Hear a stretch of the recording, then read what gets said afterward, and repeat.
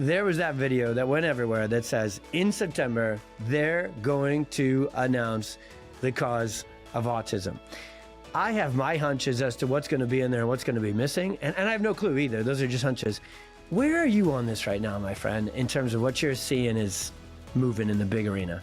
Yeah, it's so funny. As soon as RFK made that announcement, I picked up the phone and called everybody I knew that's in his orbit and was like, what's he going to do? What's he going to do? What's that? What's he, I really wanted to get to the bottom of it. Welcome to the Experience Miracles podcast, where we help parents find hope, answers, and drug-free help to overcome your child's chronic health challenges. I'm your host, Dr. Tony Ebel, and I'll be sharing my experiences as both a dad and a doctor on every episode. I can take the latest science and neurology of healing and break it down in the most simple and relatable way possible. We'll take on the toughest topics and answer your biggest questions through interviews with other amazing parents and leading experts, leaving you with practical action steps that you can take to help your child heal and thrive. It's time to expect and experience miracles. Let's get started.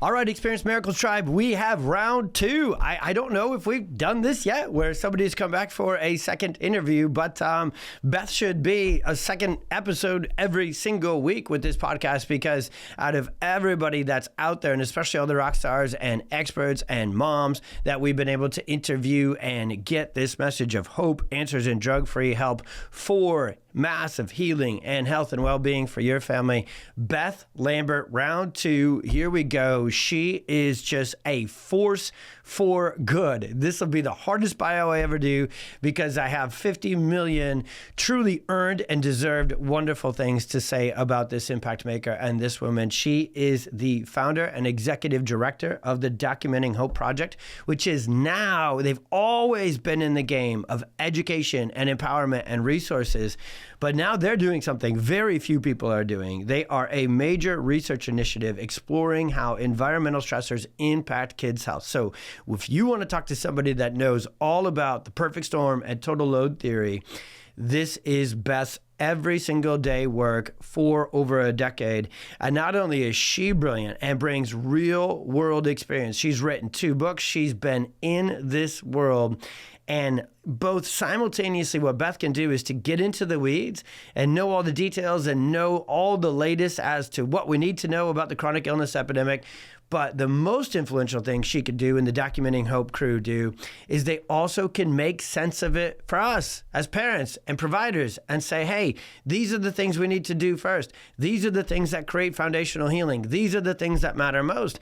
And in today's world where we have so much information and so much, different ideas, you get into Facebook groups, you get on Instagram, you get on Google, and you say, my child has autism, my child has pandas or autoimmune challenges, what should I do? And you could be sent in 1,003 directions within 10 minutes, right? And so what we are going to do with this interview with Beth is we really get centered again. We really get into the research that they are doing at Documenting Hope, and she gets into the results that are coming. She gets into the initiative and what's happening, and gets into the real data of what we know is causing this chronic illness epidemic in kids and what we need to do about it. Before I turn this episode and this interview and conversation loose, I just want to say thank you from my heart to the entire Documenting Hope community, to every board member and every person that works at that incredible organization and supports them in whatever ways.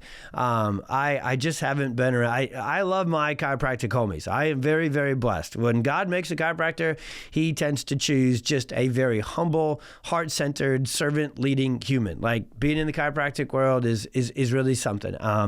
We're just a good group of people you want to hang out with. And then you go into the Documenting Hope world and you meet everybody that gives their time, their energy, their resources, and their brilliance. And no wonder they want to, because the mission is massive, and their leader, Beth, the executive director, is just massively incredible and impactful and so humble and so brilliant. And so thank you to Beth for this interview. Thank you to the entire Documenting Hope organization. We're going to talk about it here on this interview, guys. We're going to put their website on the show notes. They are going to be featured in every way in our upcoming Autism Summit, which will come out, shortly after Beth's interview here. But if you guys could, in whatever way you can, if you can go to the website, check it out, get engaged, get on their newsletter, find out about their community, and then if you feel so inclined, they're a nonprofit and an impact-making one at that. please support them. We would love that mostest, because I know you are going to love this round 2 interview with Beth Lambert of Documenting Hope the mostest. So let's let it rip. Okay, Beth, welcome back to round 2. You are, well, you know this. I tell you in person, I text you all the time, and now I can tell everybody listening to the podcast too, you are one of my favorite freaking people on the planet, because you get so much done for so much good, but you also, you got a big heart, tons of energy, always a blast to be around, but you also get into the details. You don't just superficially support, you get the hard work done, including you guys are doing these 2 studies that we're going to dive into today that the world, holy cow, needs to hear about. And so the studies are done. All the work that you guys do at Documenting Hope and us at PX Docs, it is done for each individual kid and each individual family to go to their fullest healing potential and the miracle. So I just got this email from 2 of my favorite warrior parents, and so I thought I'd read this healing story email, fresh literally from the inbox this morning, from Chris and Karen, who are 2 rock stars over in the UK. They came this, oh goodness, I'm terrible with timing. But not that long ago, came over and did a 6-week intensive with us. They were originally scheduled for 3 weeks. Their little dude Ethan started to heal so much, so rapidly through nervous system focused chiropractic. They had already, like many families we meet, done pretty much everything else, anything else, right, on the list. And so we're going to talk about sequencing and all that. And then they stayed. They extended their stay as long as they could. They have amazing chiropractors and team members back home. And so here's the email we just got from these 2 rock star parents. Hi, all. We have just returned from a weekend break to the coast, and I thought it would be a nice time to give you an update on Ethan. You would have all been so proud of him. He was a superstar, transitioning from a variety of activities very easily. This was something that was a major challenge for him 6 months ago, and a reason we avoided doing things as a family, because we didn't want to stress or upset him. He was able to go to the beach, go to the park, and to the swimming pool, and then to lunch without issue. He didn't want to leave the beach. Who does? But we were able to talk to him and explain we'd come back. Being able to enjoy a full weekend away as a family and Ethan having the time of his life was really special for us. And it's thanks to everyone on this team. And then they send a picture. And I wish everybody listening, I could show you this beautiful picture of Ethan and his loving sister. Here's the man himself enjoying an ice cream. Note the clothes, because usually he was so sensory stuck. First time I met Ethan, first many adjustments were Ethan and a diaper, okay, is how we began. First couple adjustments for Ethan in the rental car, because he was so sensory overloaded, he wouldn't come into the office. First 20 to 30 adjustments for Ethan, not on an adjusting table, because he wasn't ready for it. And so in 6 months, he's on the beach, wearing clothes, transitioning from activities. And so, Beth, I wanted to start us there, because we talked a bit about this first time you were there. You and I, when we look at the work we get to do with these families, and then know with depth and prioritization and individualization, most importantly, how to get the work done, we go for, how do I even say this? We go for full crazy. Everybody says you can't go to the beach on the weekend with a level 3 sensory spectrum, well, formerly known as kiddo. And so these outcomes, that email has driven my career. I love when the bad stuff goes away. You know, X was bad and it's gone, and Y is bad and it's gone. I love when life for the full family returns. Weekends away, beaches, pools, shopping, dinner, restaurants, right? That's, you could say that's just like life, right? That's how it's supposed to be. And supposed to be is not the right word for this, but I freaking love this. And I wanted to start that as our goal, because we're going to get into the research. We're going to get into the study. We're going to get into the news with RFK Jr. going to drop whatever he's going to drop in September. And so you guys have already, especially at your amazing conferences, been revealing the preliminary results of the studies you guys, I know, have been hard at work for years on. So kick us off into the CHIRP and the FLIGHT study. Give us the lowdown on what they're looking at, how they're working, and let us have it, homie. What are you guys seeing? What are you finding? What do we need to know? Well, that story you just shared is kind of the genesis of all of this work that we've done so far, because we've also observed over many years kids who have gotten all the way better from all kinds of chronic health conditions and neurodevelopmental conditions, so not just autism. And, the studies were an attempt to both better understand why children develop the conditions they do, and also to better understand a path out of that. How do we help them heal? How do we help them reverse that trajectory? So we started with the CHIRP study in 2018. That stands for Child Health Inventory for Resilience and Prevention. And essentially what that is the most comprehensive children's environmental health questionnaire that I know of that's out there. It's U.S. only. It's U.S. based, but each country is different, and everybody lives differently in different countries. So we really have to take a country specific approach. But it's a way to survey essentially how children are living in the modern world. What are they eating? What are they drinking? What has their medical care been like? What are they exposed to? What kinds of laundry detergent do they use? What different types of chemicals might they be exposed to in their home environment? I mean, it's literally taking everything that you could imagine, because we know that the autism epidemic, the autoimmune epidemic, the obesity epidemic, whatever it is, it's not caused by one thing. We believe very firmly that it is caused by the cumulative and synergistic effect of living in the modern world, what we call the total load, what you call the perfect storm. There are, it's just how we live in the modern world that's become too much for our children, and it affects them in their earliest developmental stages, really preconception, even all the way in utero and into neonatal and on. Because it's too much too early, right? Correct. That's that's the combo. Yeah, and that's the kind of thing where that understanding helps us differentiate our experiences when we were children and infants developing versus the children today, is because if you just take chemicals alone, chemicals are not the only factor that are contributing to this epidemic of chronic illness. But if you just look at chemicals, there's 80,000 chemicals on the market today that have not been tested for human safety, that weren't on the market when I was born. So they are with swimming in a toxic soup that people don't really have a handle on. And so that when you are swimming that toxic soup, when you are trying to develop vision and auditory stimulus processing, you're trying to figure out how to make sense of human emotions, and you're developing gross motor, fine motor, like all these things that we need to create to be the amazing human beings that we are. It's complicated. And if you are spending all your energy that you have in your body on detoxing chemicals, or on managing chronic inflammation, or, trying to, if you're in this state of danger, in that sort of sympathetic fight or flight state, you don't have the extra capacity to grow, to heal. So I think that's, kind of in a nutshell, some of what we're seeing in our CHIRP study is that, we have seen, just based on what the parents' reported data is showing us, that the more health stressors a child has, the worse the health outcomes are. The analysis we haven't done yet is the age, the timing. So we need more data to be able to really do a good job of that, to be able to see, if all those stressors came in that neonatal period, is that going to have a way bigger impact than if they got it when they were 3?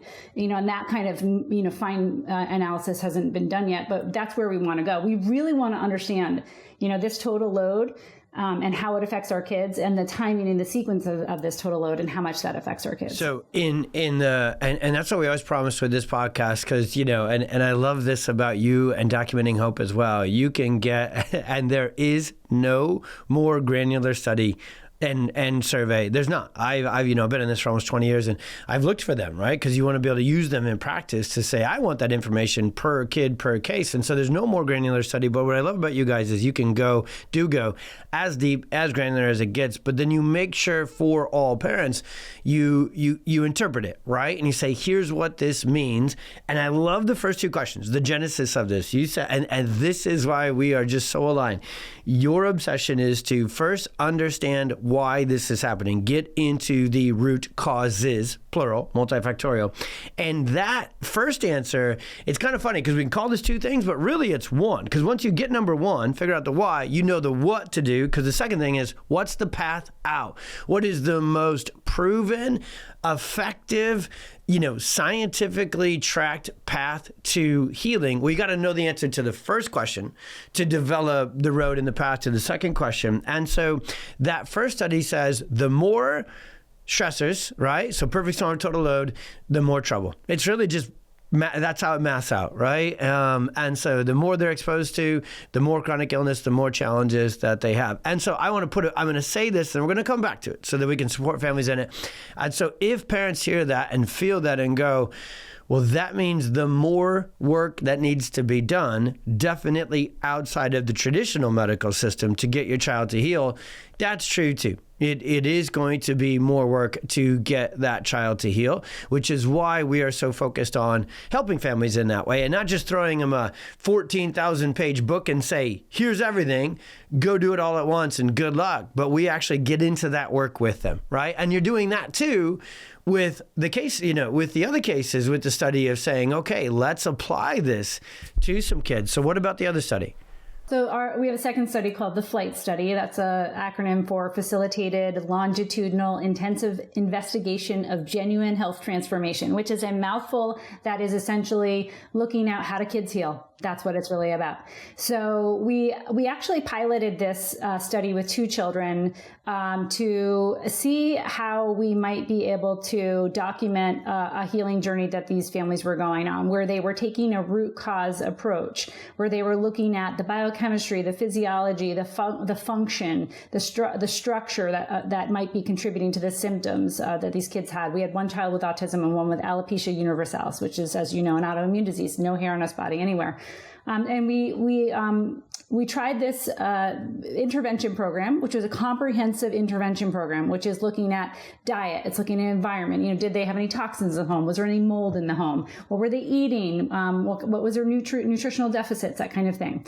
What we have done after we piloted that is we have redesigned the study, and we're going to be launching it later this year, to see if we can't create an intervention program that is more scalable. In other words, what we did with these first 2 pilots is we went as deep as possible to try and understand what are the root causes here and can we address those imbalances once we find those root causes. Now what we've done is we've realized that, we can't do that level of intensity for every child. We know that we can't do that. But what we can do is we can teach the families and we can support them and help them find the resources they need to be able to make the changes to address the imbalances in their bio-individual child. Each child is unique. That's an underpinning of this FLIGHT study, is that each child is unique. The way they got to their condition is unique to them, and the way they're going to get out is unique to them. So what we are trying to do is test a model of care that looks at each child as a bio-individual, that helps the family sort of play health detective and kind of look back to their child's root causes, and again, look at each child's path forward by looking at those root causes. So that is going to be changing diet, changing the environment, doing the foundational fundamental parts of what it requires to keep a human body healthy. That's one of the things that's often overlooked on this healing journey is a lot of times people are like, oh, what about the stem cells, or what fancy therapy can I do, or this? And sometimes it is really the most fundamental things that are overlooked because people think because they're simple, they can possibly be effective. Yeah, but the reality is you got to have those foundations, those simple foundations in place before you can really do anything else. Yeah, I feel like in a good way. And I love this, that I get to do this for my job on the podcast, on Instagram, on Facebook. And guys, if you were to follow me around in clinic the couple days a week that I'm seeing patients, you'd be like, he should just record what he says in here and put it on the podcast because it's the same thing one-on-one. And it's with the fullest empathy, compassion, understanding, and then the answers have to come out with some basic foundational neuroscience first, because most of our patients, by the time we get to support and intervene and get on the team, they're having seizures, they're having severe anxiety and meltdowns of behavior issues, their speech has not come online, their social emotional regulation, socialization is not there. So there's some big, everyday, real tough, real stressful. For this convo, it's called brain-based stuff, okay? Like high-level, advanced neurodevelopmental functions that either didn't turn on, like with speech and socialization, or the brain is having a bad time with it, and they're having seizures and anxiety and ADHD. And so the natural first question every parent wants to ask on every visit, like I get this question 65 visits into a 72-visit care plan, like, when do you think they're going to start talking? When do you think the seizures are going to go away? When is the anxiety going to fade away? And my answers are always sleep, poop, respiration, breathing, movement, so gross motor, sensory motor conversation, sensory. So we come back to these 4 or 5, and actually even more underneath foundationally than these 4 or 5, what we call basic. And when you call them basic, it's actually probably the wrong word, because it makes it seem like they're not worth their weight in gold, and they're literally like 80 to 90% of the healing. But those 4 or 5 core foundational neurophysiological functions are dependent upon nervous system regulation. So we call them the scans. So we're tracking functional changes, just like you guys are doing the study. It starts with customized exam, and then we're tracking the soft signs, the initial, the things a healthy baby's supposed to do. A healthy 5-year-old has to do those before they can get into speech and communication. And so I love this, because that's where most of the answers lie, is in restoring. And again, I'll use the word again for point of emphasis, in contrast against stem cells and lasers and, other sort of stuff. But the basics, it's like the Pareto principle in healing. You get so much good from those 4 or 5 basics and getting them online. But when you're stuck in the storm, and in a good way and in a side effect way, and we have Instagram, and we have Google, and we have podcasts, you start to hear about all this fancy, deep stuff. And if you go there first, often it's D and E, and A and B and C need to be taken care of first. And so, because those are the functions that get offline on the path to epilepsy, on the path to autism and autoimmune challenges. And so to get on the path to healing, you got to go back to the foundation and back to the roots. So with that, as you guys look at individualization and customization of care, that means testing matters most first, right? If my Tony English there, maths out. And so when you look at the different places you would first send a family with a child with chronic illness, if you had to limit it to 2 or 3, what would you say they should get checked first?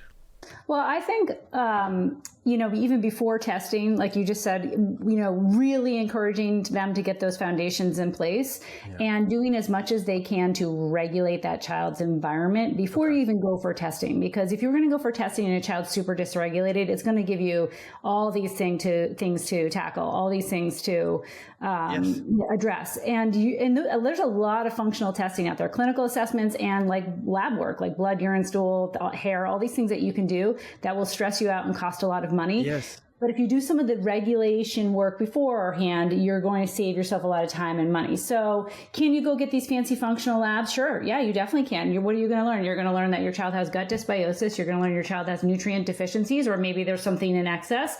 You could do genomics. You could do and look and see what their different SNPs are. What equipment do they have to be able to process the toxins? There's so much you can do. But really, truly, like this thing about digestion for a second, like if you can get their nervous system regulated and get them back online and then get them eating and digesting their food, those nutrient deficiencies may not be as prominent as they would be in a really dysregulated system, right? Because that you get that nutrition, that digestion back online, they're going to actually be able to start extracting nutrients a little bit better. So with regard to like what kinds of assessments, like if you've done the basics, you've got like, everything you're trying to do to work towards sleep and detoxing the home and taking as many stressors out of the environment as possible, taking as many stressors out of the diet, the additives, the sugars, the preservatives, all those kinds of things, eating organic, doing all those basics. You're getting your child outside. That helps regulate the nervous system, just being in nature, right? So do all those basics. And then you can go get some stuff that's covered by like Quest and LabCorp, covered by insurance. That's some fundamental lab work you can do, things that you can test in a blood, if you can do a blood draw. Yeah. And you can see, some basic markers that will be helpful for knowing which way the wind is blowing, right? That's for what most people have access to. Beyond that, then you're getting into, more expensive labs that aren't necessarily covered by insurance. And that can be, but there's tons of them. And I love that. And I can really relate to this so much as a practitioner. It took me many, many years. I think it took to do this podcast before I was like, oh my goodness, my walk down this, journey to help kids with chronic illness heal. Even though, Oliver's started so early, he really came out of it. This multi-year, really over the course of a decade, where it took me to sort out what really moves the needle most.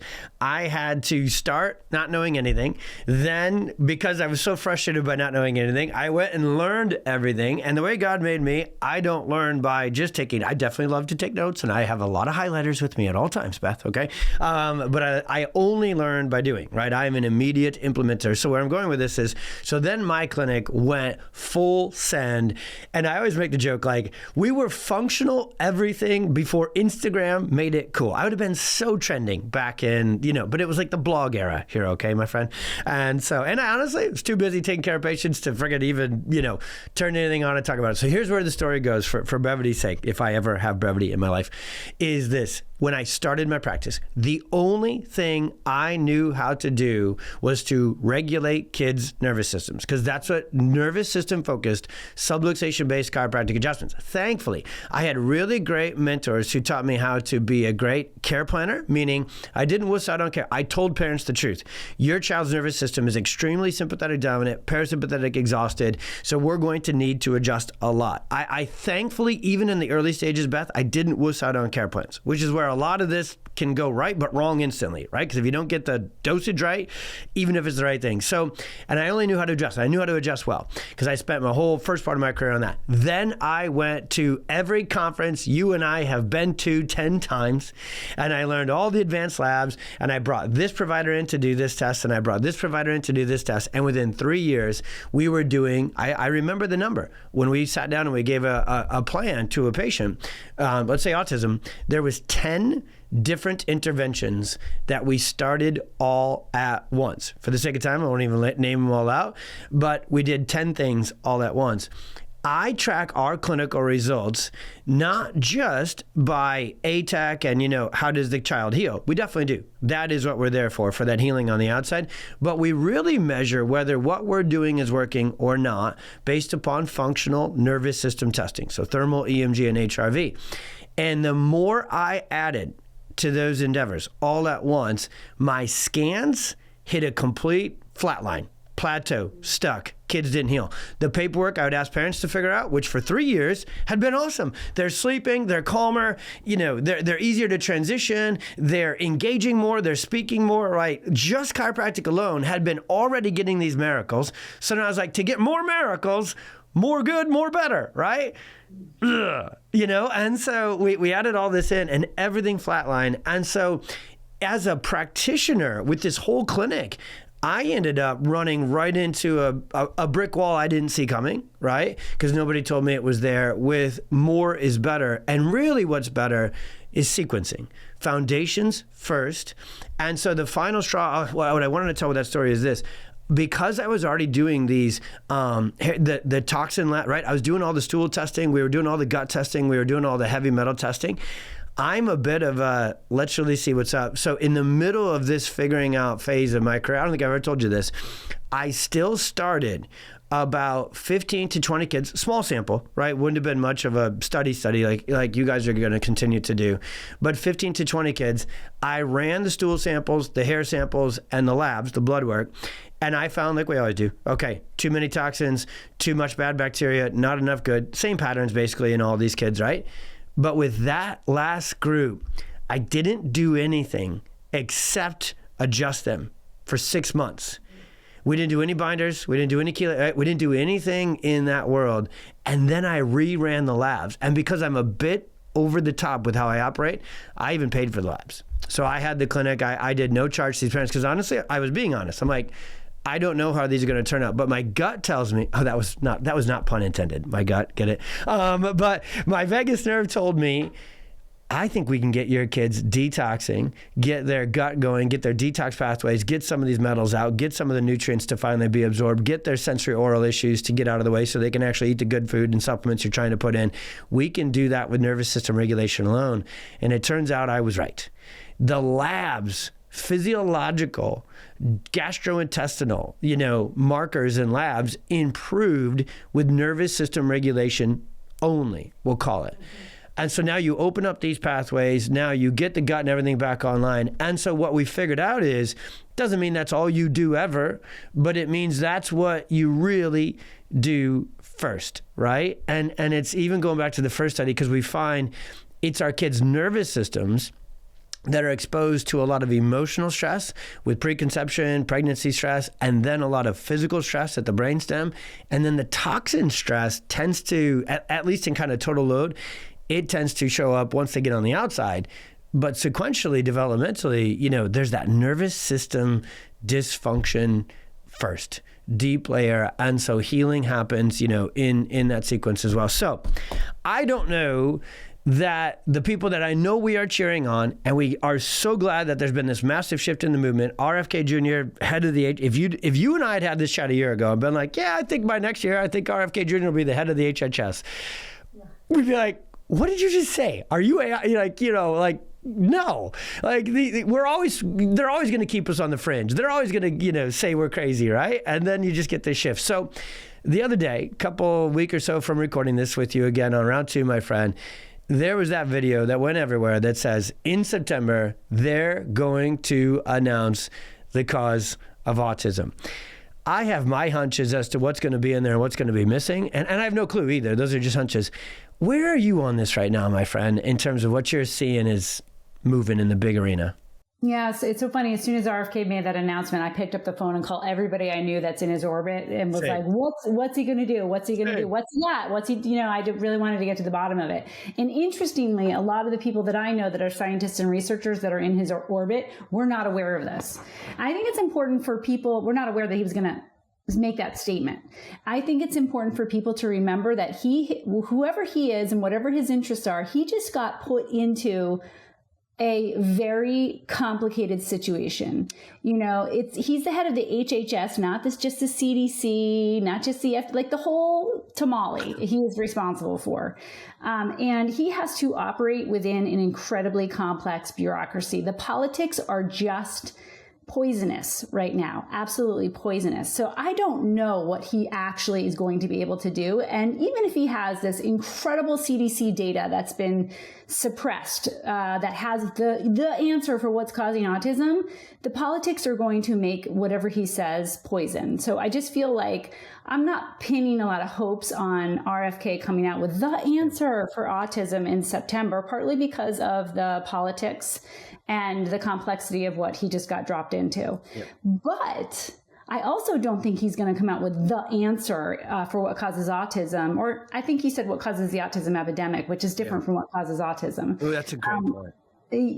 What I think the challenge is because of what you and I know, what the work we've been doing over the last 20 years, we know that autism is not caused by one thing. Autism is a multi-factorial, multi-system, complex neurodevelopmental condition. And, the fact of the matter is that you can have data that's implicating 75, 100, 1,000 different individual variables, showing statistically significant correlation with worse health outcomes with neurodevelopmental conditions. So the data is going to potentially, that he might be showing might be a couple of those, some of those, like what's it going to be? Is it going to be vaccines? Is it going to be antibiotics? Is it going to be proton pump inhibitors? Like, is he looking at birth trauma? Is he looking at, exposure to non-native EMF in utero? Right. Is he the total load, perfect storm, multivariate cause of the epidemic of autism is very hard to for people to get their head around, for people to wrap their head around. This is why I'm coming back to the language that I think people can understand, which is that we just live different now than we did 20, 50, 75 years ago. And we have to take that totality of how we're living and put that under the microscope and look at it as a whole thing. So I don't think RFK is going to come out with anything that's going to shift policy too incredibly. I think whatever he's going to say, and again, I don't have any visibility into it, whatever he's going to say, I think could begin to get some things in motion that maybe had been stalled. So for instance, the CDC could be sitting on data that it hasn't given anyone access to, hasn't given the public access to. But there's also data already out there. I don't know if you're familiar with the NHANES database or the Ebel database. These are government CDC databases about children's health in these, there's tons of information in there, but the pharmaceuticals that kids have taken, what kind of environmental exposures they've had. Nobody's analyzed it. It's public. It's free. You can go get it because people aren't looking to it. There's studies all over Harvard's neuroscience. There's Princeton instance, neuroscience, I have found data to support the perfect storm, not even just the toxin component, but literally the prenatal distress, the birth trauma components. Like we have studies from, and they're published, they're out there, right? And so, but here you nailed it. You are dead on as always, because it's so many things put together, and because the natural human nature is, which one thing is it? What is the one? What is the singular? And that can't be the answer, because that's not the answer. I always kind of come back to this fun moment. I just had it on an airplane one time. I was flying to San Diego, and I'm a bit of a chatty McChatterson. That'll shock no one. So, if somebody wants to chat on a plane. Actually, nowadays, I write a lot of articles, so I'm like, don't talk to me. I have writing to do. But back then, didn't have the article. So anyways, this guy, within a minute or two, we're about to take off Chicago to San Diego. It's a 4-hour flight. And somehow it came up that I'm a pediatric autism expert. And he goes, what is causing it? And I thought, thank God we're flying to San Diego. Because if we were going in it, like 4 hours, I might get you halfway there, in 4 hours. I remember that thought distinctly. And the guy was amazing. I can't remember what kind of research he was in, but he was a, very open-minded, like he was very genuine. Speaking of the G and the flight study, like he really wanted to know. And so that's where this is so difficult, because if you're really, and also so important, because if you're really going to tell the truth, you got to say to somebody, pull up a chair. Like we're going to go through a lot of stuff in sequence, and you got to go back 50, 60, 70 years, and you got to see these massive societal, environmental, medical shifts. And the way we disempower, I will stay high level for a second. The way we have completely taken pregnancy and called it, we diagnose it now. It's now a medical condition to be terrified of, and then it ends in the thing to be most terrified of, birth. So you have this constant, latent, sympathetic dominant anxiety into moms who are also, the world is just crazy and they're a part of it, right? So just neurological exhaustion in that arena. Then we've medicalized birth.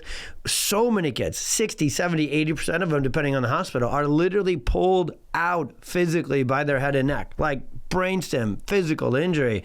And then the toxins just come one, come all, come always, come from everywhere. And so, we always try and go deep, but also simplify it. Like, what is the total? It's those three big things. And you see it kick in when medicine in its modern conventional form took, took the lead, right? Instead of midwives. And that,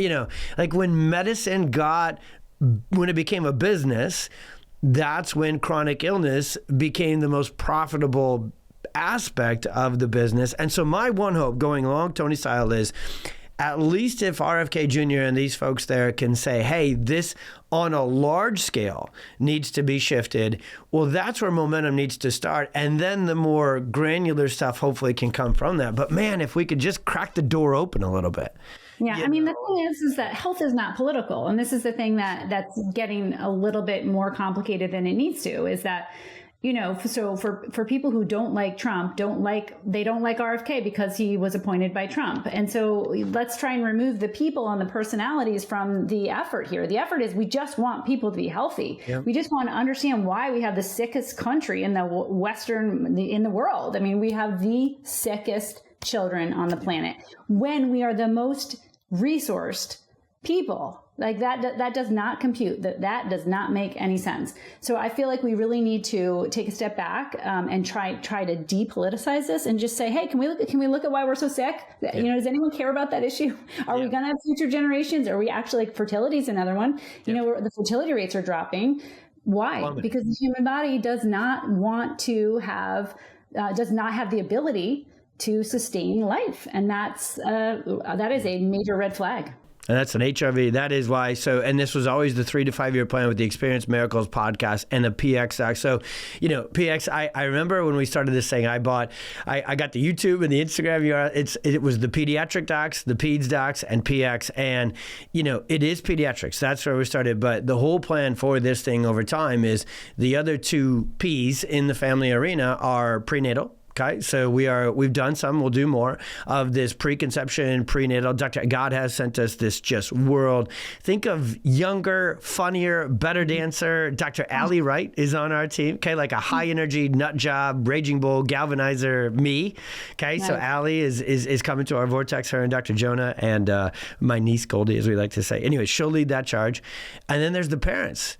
And so that's kind of the journey, right? Preconception, kids are in the middle, and then there you are, you're the parent too. And so if we can take a look at this holistic view, and I'll tell you the simplest way for everybody listening to first start better understanding it is we have to look at what's happening to our nervous systems, and we have to look at what's happening to the basic elements. And then once you master the basics, okay, you want peptides, you want stem cells, you want a cold plunge. I was joking. The guys came to do some of the work, and they and get it going. And I was asking this group of guys who take care of it, I was like, how many cold plunges are you putting in this year? Because they have like a pool company and all this.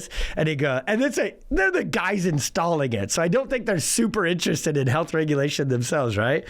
And he goes, I'm putting in 10,000 unit per day per idiot. Wow. Point, rant over, we're getting so in the weeds. I know. With health instead of in the holistic. And I'm not against it. We're just for the foundation more than anything else. So I love that we get to come together and say that. So, okay, let's turn the tide here, kind of a complete different direction. So we love to take on our organizations the toughest cases, chronic illness, autism, probably the most, kind of well-known in that arena. And especially with autism, because it creates such neurophysiological levels of dysfunction and dysregulation, it really alters socialization, communication, and some of these things that definitely encompass personality, right? And character traits. And so in our work, there's also this, a lot of blowback that we get sometimes when we say, hey, we want to help your child with autism heal. We want your child with ADHD or whatever it may be. We want to help them heal, because sometimes people take a different definition of healing to say something's broken and we need to fix it, when what we're saying is your child's incredible, they're awesome, they're amazing, let's optimize it, let's get them to their very best. And so for you guys, you've been around the block a lot, when folks come in and try and shut that down altogether and take a different conversation with it, and you face resistance, what is your take on that conversation? Well, I think you just said it. The word is optimize. I mean, one of the problems is that we get caught up in the diagnoses, and diagnoses can be helpful for obvious reasons. They help you get your IEP or the support that you need, or, your insurance coverage or whatever it is. Like, I understand why diagnoses are important.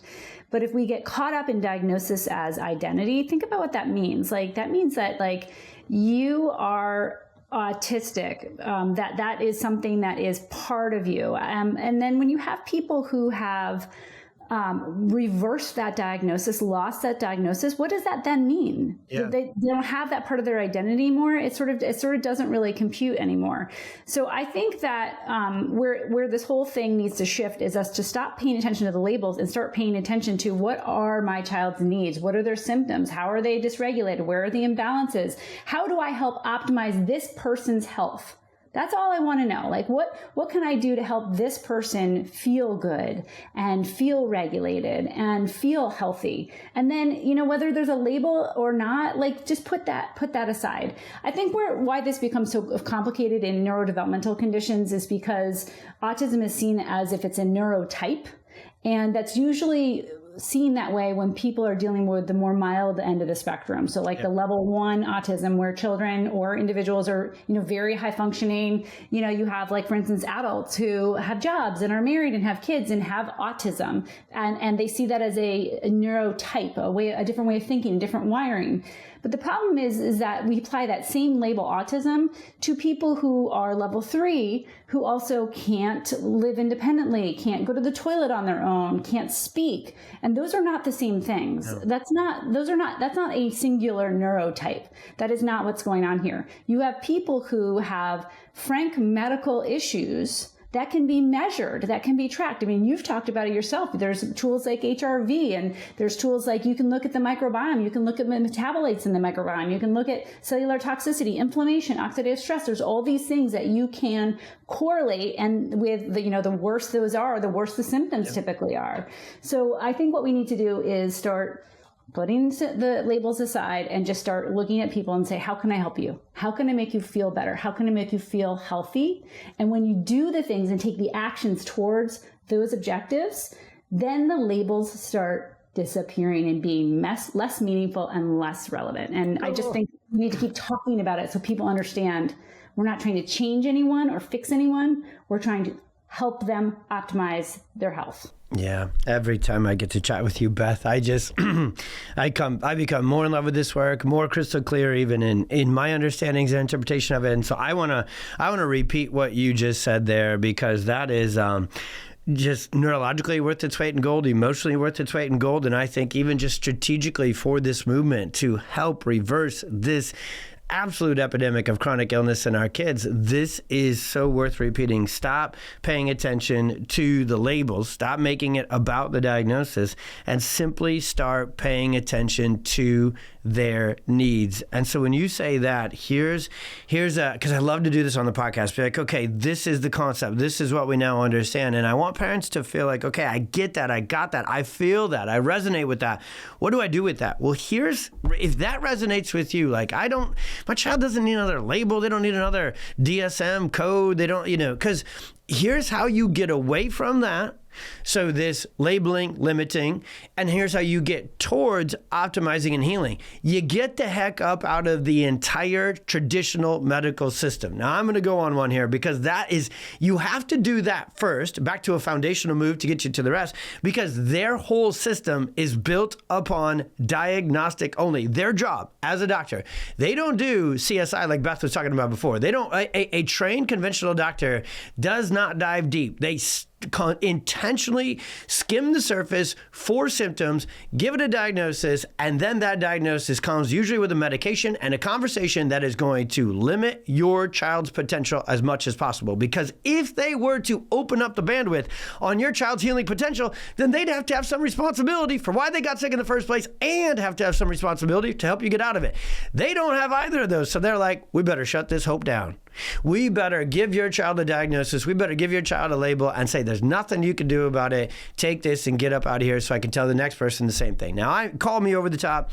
That's pretty much how that freaking system works. And so because it's derived, the whole training is about a diagnosis. That's what doctors do. Diagnose. What this kind of healing practitioners and organizations do is not that.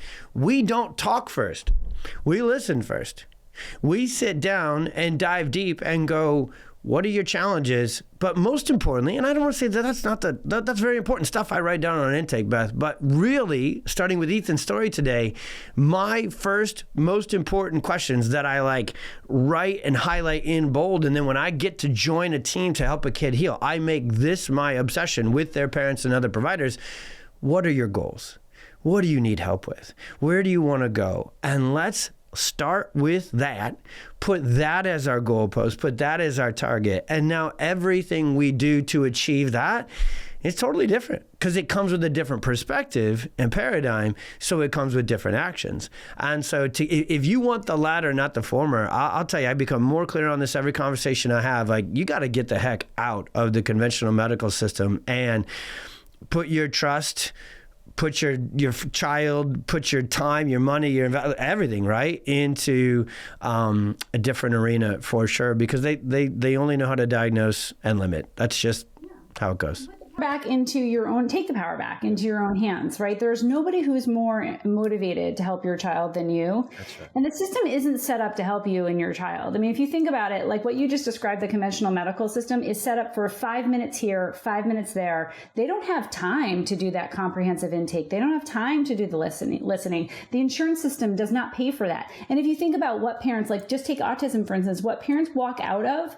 they go to their developmental pediatrician, they get their evaluation, they get their diagnosis. They walk out with a script that says, okay, here's some some psychotropic medications, maybe to help with anxiety or some other symptoms, maybe some, GI kind of medications, but they get ABA. The only thing that is covered by conventional medicine is ABA, and ABA is about manipulating behaviors. It's literally like dog training in terms of trying to encourage good behaviors and discourage behaviors that are unfavorable. So that is 19th century. What are we even doing with that? But our system reimburses that. And ABA is a $4 billion industry.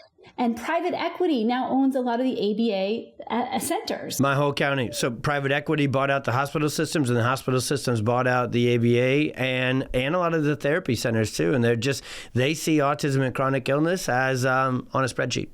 Yeah, exactly. And so that's why you get that reimbursed, is because they lobby Congress, they lobby the state legislatures to make sure that ABA is covered so that they get paid. But you're going to have that as your only choice, if you want it paid for by insurance. So there is this incredible power and opportunity if you take that all back and you're like, I'm not buying into that system. I'm going to do this on my own. I'm going to do the things that are free, that are easy, like all the things we talked about. Going outside is free. Getting in sun is free. Movement is free. There's a lot of things that you can do to help support your health that are free and accessible. And the more complicated things, like you got to make you got to make some commitments. You got to make some sacrifices, but you have the ultimate power to determine your child's healing path. Yeah, I love you so much. Kay, round and third base, take us home for you, and you're incredible. And I know you speak for, I have gotten to meet many of them, and I want to meet every one of them, every board member and every person in your vortex. Like I instantly, I'm like, you're my new best friend. And like, I've never met you. Well, yeah, but you're close with Beth, so we're best friends. That's just kind of how my criteria of this works now. Everybody I've ever met, is just like, you are a documenting hope person. Like you could just, their values, their grit, their fortitude, their joy, their determination to serve. They're just incredible people. So as you take your unbelievable organization with Documenting Hope, and I know we're 1 quarter in to Q2. I know we're coming up on the Autism Summit, and we have you on there and some incredible rock stars too, and we're going to have this conversation and go even further. What are you guys obsessed with accomplishing this year and over the next season? Like, where are you guys in full operation, and how can our community and our tribe support you? Because it's the most impactful, influential, getting real things done nonprofit I have ever been around. Everybody listening, our tribe and our audience. I've been here, there, and everywhere in this community, and Documenting Hope, Beth and the team, they're just getting what matters done. So what are you guys going after, and how can we support?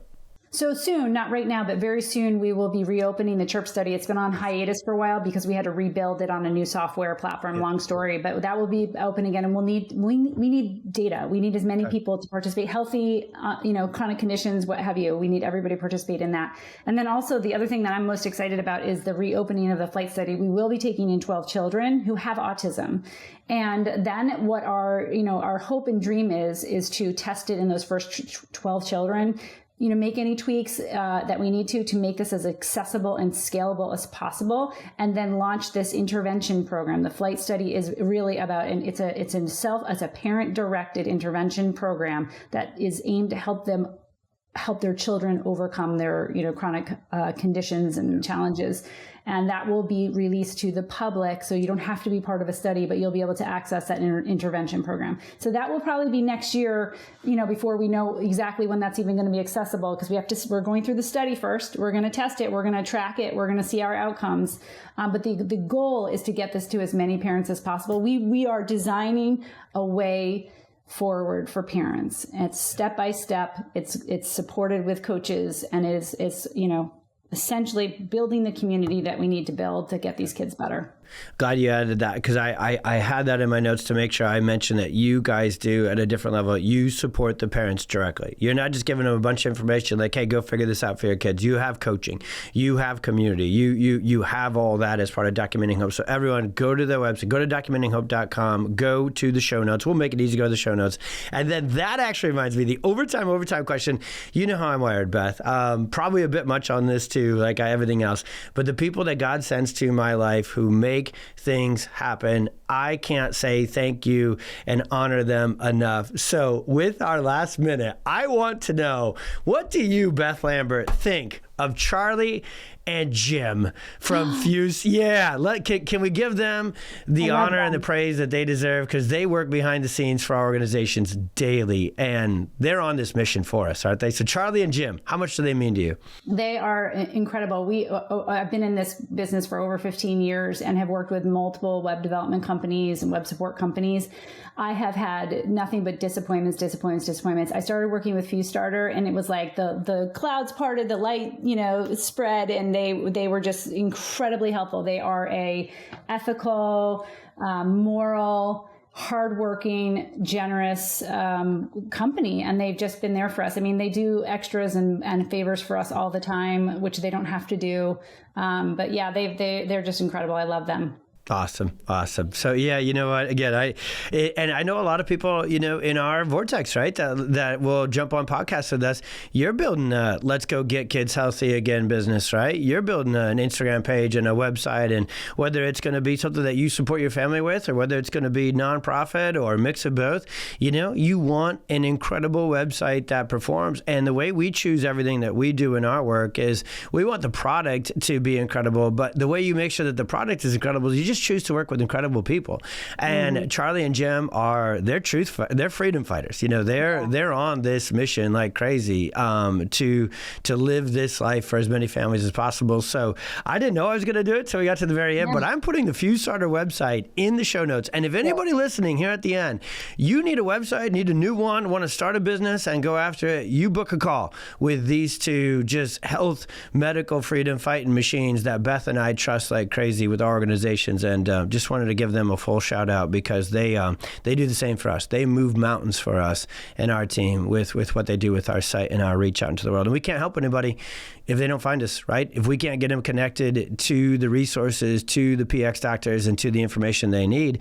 And that's what our website does. So if you've been we just relaunched our website. We just had a major relaunch, way better, and they helped us turn it into something that's really valuable for people. It's beautiful. It's not only looks of it. I love the look and the feel of it.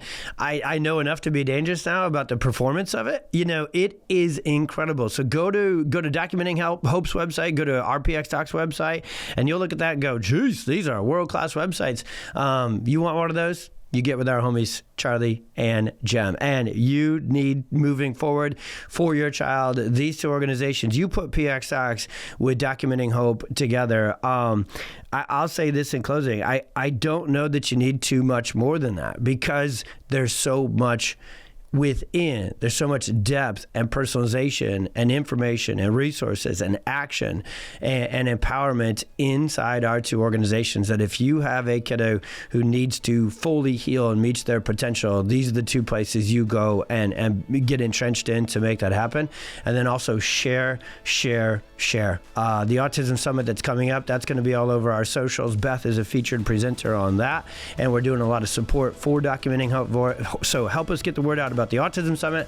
Help us get the word out here about the Experience Miracles podcast. We love every one of the subscribers, the reviewers. About 1 out of 3 when people leave a review, Beth, they will mention that they love my dad jokes and farmer stories. So I don't know if they're just appeasing me, but it does show that they're listening, because I like to sneak that in there too. Then I know they're a real long-time listener. If that shows up on the review. So Beth, long-time bestie, world changer with me. Thank you. We'll see you real soon on the Autism Summit, okay? My pleasure.